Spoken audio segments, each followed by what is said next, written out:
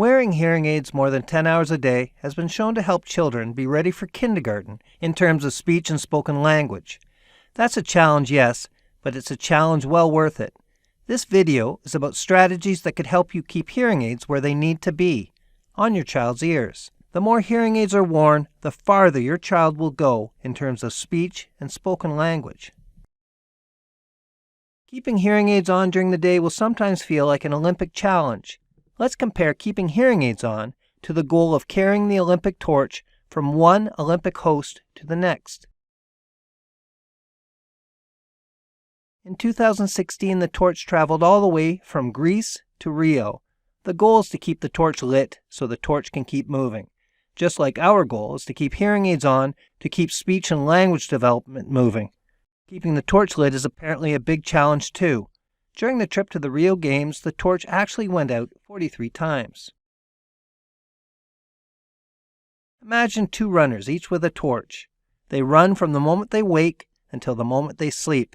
They can only move forward when the torch is lit. One has his torch lit the entire time. The other, only half the time. Of course, the runner with the lit torch goes twice as far. Now imagine your baby with hearing aids on for the entire time he is awake compared to wearing them only half the time. When considering how much your baby will benefit from the hearing aids, simple math says with hearing aids on only half the time, he will only go half as far. Or you could say, the more baby has his hearing aids on, the further he will go in terms of speech and language learning. In a way, challenges for both the torch and keeping hearing aids on can be grouped the same. Some of the challenges relate to harsh weather conditions. On the way to the Moscow Olympics, a gust of wind blew the flame out. Somebody here helps out with a lighter. Weather can challenge your ability to keep hearing aids on, too. Some other challenges relate to places. They took the torch over the mountains. I hope they remembered to take extra fuel, just like you will need to take extra batteries on your outings with baby. Other challenges relate to activities. In the Sydney Olympics, someone was surfing with the lit torch. That doesn't sound easy, but neither is keeping hearing aids on during finger painting. And other challenges might pop up at any time. Here, a bystander sprays the torch with a fire extinguisher. Believe me, there will be unexpected obstacles to keeping hearing aids in place that pop up just as suddenly. These challenges we will call the unpredictables. So, how does your own daily relay go once your child wakes in terms of keeping hearing aids on? Let's follow Busy Baby and try our best to keep hearing aids on and working. Ready, set, go.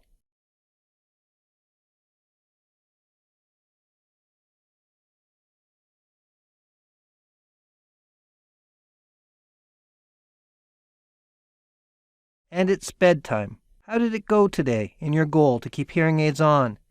Let's look at common challenges that other parents of children who wear hearing aids have faced.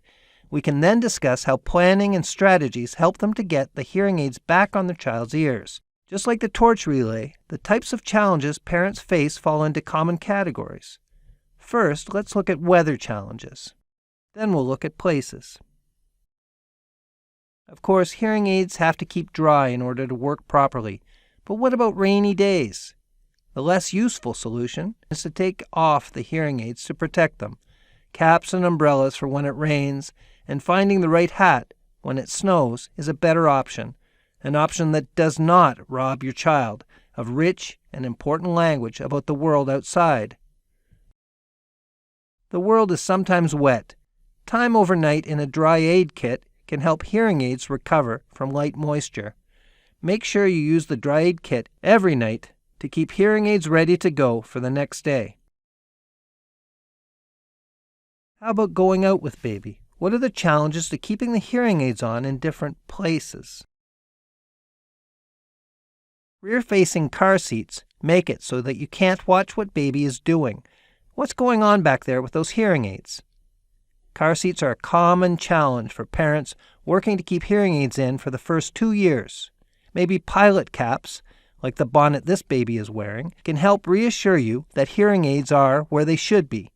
It's nice to be able to sing or talk to your baby when he starts to fuss, and of course hearing aids on will help make that possible.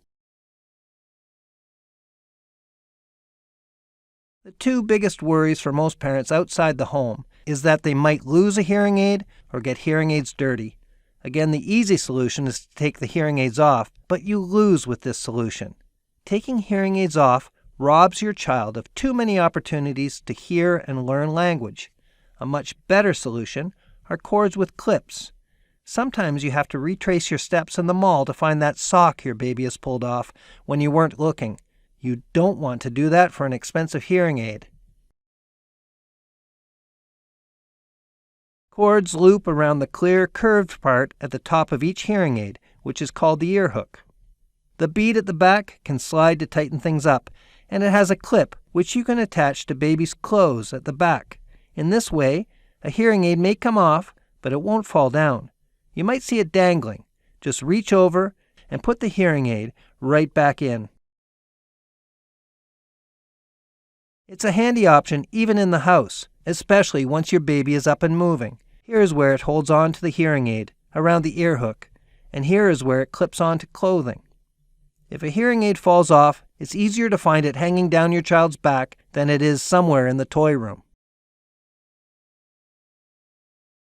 Does your baby spend time in someone else's care?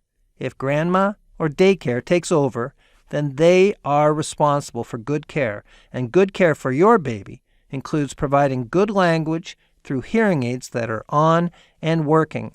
Explain to these caregivers the need for hearing aids.